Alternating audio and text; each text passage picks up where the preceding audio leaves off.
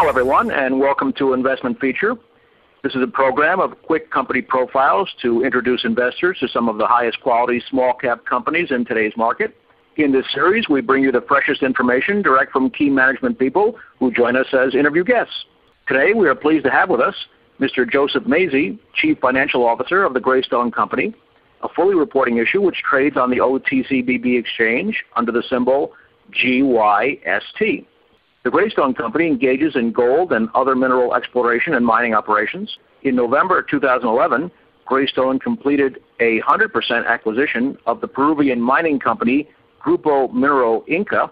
Very significantly, through this now wholly owned subsidiary, Graystone can operate in Peru without the need for joint ventures or sharing revenue with any other party.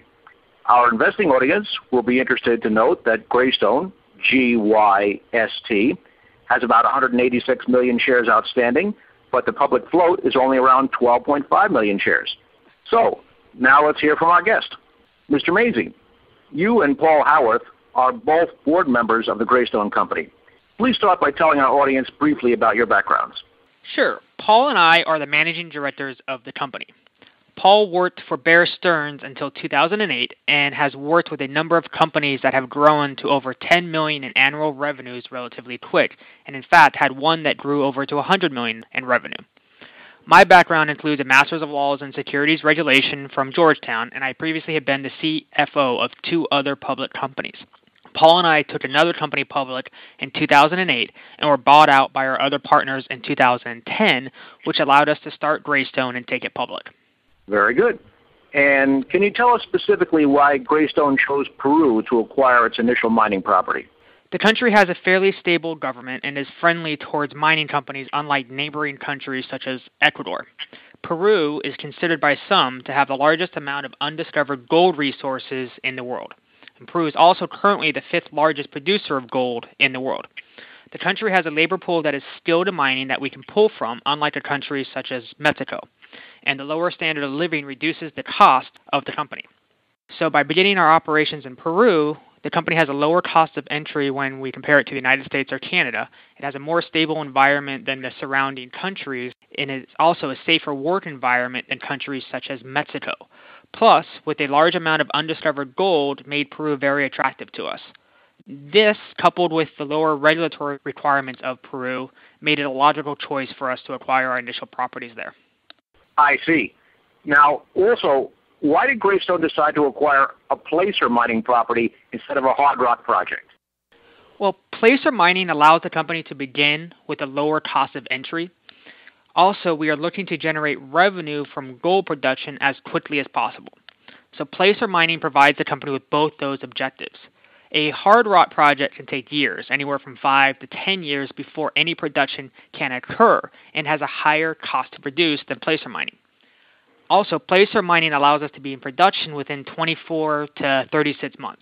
It also allows us to build a foundation in Peru that we can build upon as we grow our operations in the country. So Paul and I did not want to be like a number of other companies out there that have been in the gold mining business for 8 to 10 years and have no revenue.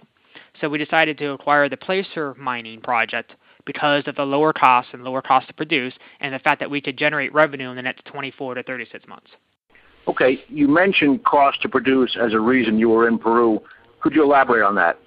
Yeah, the cost to produce is actually very important to us. When we analyze projects, we project gold prices to be around $850 to $1,000 an ounce instead of the $1,750 that it currently is at.